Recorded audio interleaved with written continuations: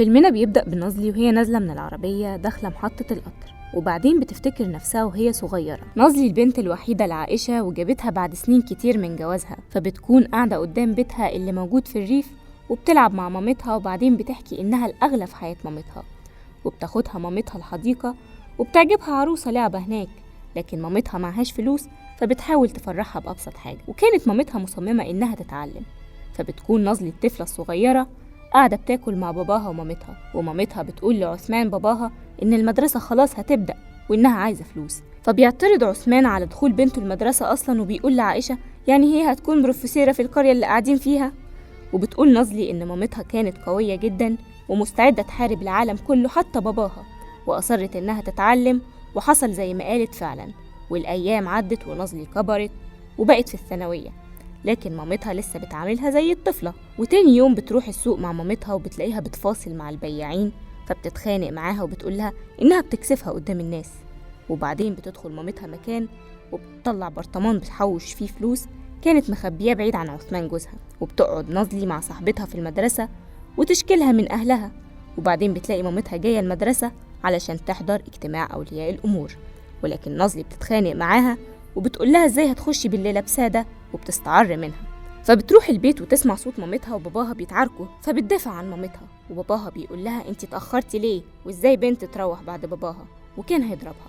بس عائشة منعته وقال لها انتي اللي دلعتيها، ورمى الأكل على الأرض ومشي. وبتقعد نازلي تتكلم مع مامتها وبتقول لها انتي ليه بتعملي في نفسك كده، ليه ما سبتيهوش ومشيتي؟ لكن عائشة بتقول لها أروح فين وأنا ماليش ولا أب ولا أم ولا حبيب ولا قريب ولا غريب، وكمان معيش فلوس. فنازلي بتقول لها أنا لو كنت مكانك ما كنتش استنيت دقيقة واحدة. وبترد مامتها وتقول لها إزاي أمشي واسيبك، وإنها لو كانت سابتها كان زمان باباها خلاها تشتغل خدامة أو جوزها أول ما تكمل 18 سنة على طول. وتاني يوم بترجع نازلي فرحانة وبتقول لمامتها إنها هتخش الجامعة وهتكون مدرسة، وبتحضنها عائشة وبتفرح بيها. لكن نازلي بتقول أخيرا هتخلص من المكان ده. فبتتخض عائشة لما بتسمع كده وبتقول لها هي الكلية فين؟ ولما نازلي بتقول لها إن الكلية في اسطنبول بتخاف عليها عائشة، لكن مش بتضيع فرحتها. وأول ما عثمان باباها يوصل بتبلغه الخبر، لكن طبعا ما بيفرحش. وبتروح عائشة ونازلي يجيبوا هدوم الجامعة قبل ما تسافر، وبيوصلها باباها ومامتها لمحطة الأتوبيس، وبتديها عنوان نسرين اللي هتقعد عندها هناك. وبعدين باباها بيديها موبايل اشتراه لها هدية. وبتوصل نازلي اسطنبول وبتقابل نسرين وبتكلم مامتها تطمنها عليها. وبعدين بتقعدها نسرين في بيت بس متبهدل شوية، بس بيعجب نازلي جدا، وبتقولها انها تدفع اجرها من اول مرتب ليها. وفي اول ليلة بتكون نازلي مش عارفة تنام وبتكلم مامتها علشان تطمنها. وتاني يوم بتصحى نازلي وتاخد فلوس من البرطمان اللي مامتها كانت بتحوش فيه واديتهولها وتروح الجامعة. وبالليل بتشتغل في الكافيه بتاع نسرين، وبتكون قاعدة بتذاكر وتسمع صوت خبط وبتتضايق، فبتنزل للشقة اللي بتتوضب وتشتكي من الصوت. وتاني يوم بتلاقي الراجل اللي كان في الشقة اللي بتتوضب بيخبط عليها وجايب لها دفاية علشان كانوا معطلين نظام التدفئة، وبيعرفها إن اسمه مارت. وبعدين عائشة بتكون قاعدة مع ستات القرية بيجهزوا أكل النازلي، فجارتها بتقول لها إن اسطنبول مليانة مجرمين.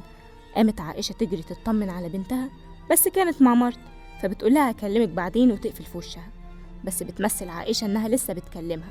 وتاني يوم بتسافر لها عائشة وبتقابلها نازلي وبتكون جاية بشنط كتير. وبالليل بتلاحظ إن في حد بيبعت لها رسائل وبتحاول تسألها عنه، بس نازلي ما بتحكيلهاش. وبيروح مارت نازلي في المكان اللي بتشتغل فيه وبتلاحظ نسرين إنه بيحبها، وبتتخرج نازلي وبتشتغل مدرسة، وبتتفاجئ بمارت حاطط لها خاتم في الكتاب وبيطلب الجواز منها. وبيروح مامتها وباباها علشان يتعرفوا على أهل مارت، وبتكون مامة مارت مش طايقاهم. وبعدين بتتكلم مامة مارت وتقول إن نازلي مكارة وعرفت تخلي مارت يقرر الجواز منها في وقت قصير. الكلام ما بيعجبش عائشة وبتقول لها شكلك مش حبانا، احنا كمان ما حبناكيش، وبتبوظ الجواز. وبعدين بتطلع نازلي تتخانق مع مامتها وبتقول لها انها كسفتها وانها بتكرهها. وبتفضل نازلي قاعدة في اوضتها بتعيط وبتصعب على باباها ومامتها، لحد ما مامتها بتقرر تروح لمامة مارت تتكلم معاها وبتوعدها انهم لو اتجوزوا مش هتقرب منها. وبيتجوزوا فعلا، وبيعدي فترة وعائشة بتكلم نازلي بتقول لها لازم ترجع القرية علشان باباها عثمان مات. بتروح القرية هي ومارت وبتروح البيت مع مامتها، فصاحبتها بتحاول تخليها تاكل، وعائشة بتقول لها ان الاكل بيعمل لها غثيان.